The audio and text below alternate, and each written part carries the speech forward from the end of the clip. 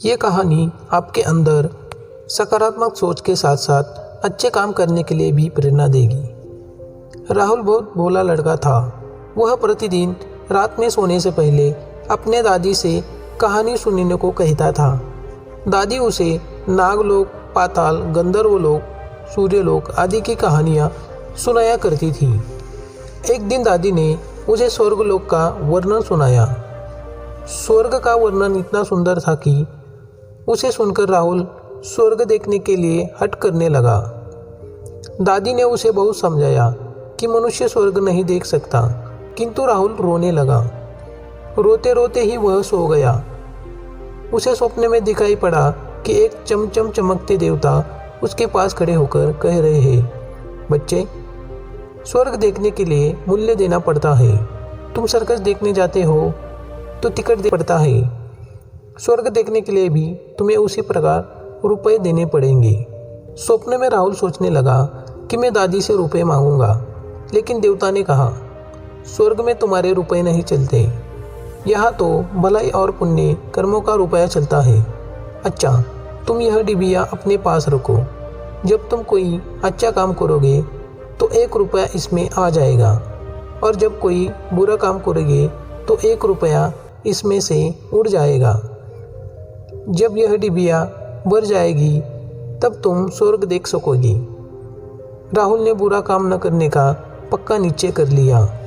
मनुष्य जैसा काम करता है वैसा उसका स्वभाव हो जाता है। जो बुरे काम करता है उसका स्वभाव बुरा हो जाता है।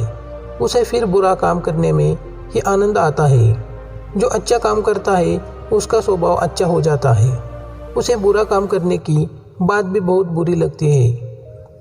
राहुल पहले रुपए के लोभ से अच्छा काम करता था। धीरे धीरे उसका स्वभाव ही अच्छा काम करने का हो गया। अच्छा काम करते करते उसकी डिबिया रुपयों से भर गई। स्वर्ग देखने की आशा से प्रसन्न होता उस डिबिया को लेकर वह अपने बगीचे में पहुंचा। राहुल ने देखा कि बगीचे में पेड़ के नीचे बैठा हुआ एक बूढ़ा साधु रो रहा है।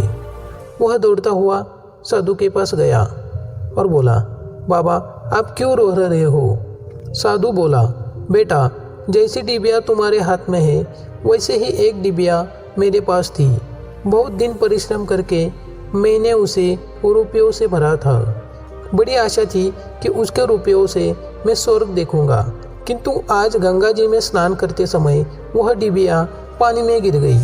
राहुल ने कहा, बाबा, आप रो मत, मेरी डिबिया भी भरी हुई है, आप इसे ले लो। साधु बोला, तुमने इसे बड़े परिश्रम से भरा है, तुम्हें इसे देने से दुख होगा। राहुल ने कहा, मुझे दुख नहीं होगा बाबा, मैं तो लड़का हूँ, मुझे अभी पता नहीं कितने दिन जीना है। मैं तो ऐसी कोई डिबिया रुपये इकट्ठे कर सकता हूँ।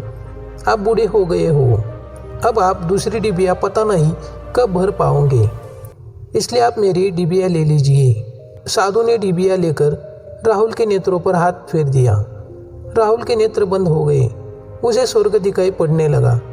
ऐसा सुंदर स्वर्ग कि दादी ने जो स्वर्ग का वर्णन किया था वह वर्णन तो एक कोने का भी ठीक वर्णन नहीं था। जब राहुल ने नेत्र खोले तो साधु के बदले स्वप्न में दिखाई पड़ने वाला वही देवता उसके सामने प्रत्यक्ष खड़ा था। देवता ने कहा, बेटा, जो लोग अच्छे काम करते हैं उनका स्वर्ग घर बन जाता है। तुम इसी प्रकार जीवन में भलाई करते रहोगे तो अंत में स्वर्ग पहुंच जाओगे। यह कहानी आपको पसंद आई तो वीडियो को लाइक करें और चैनल को सब्सक्राइब कर दीजिएगा।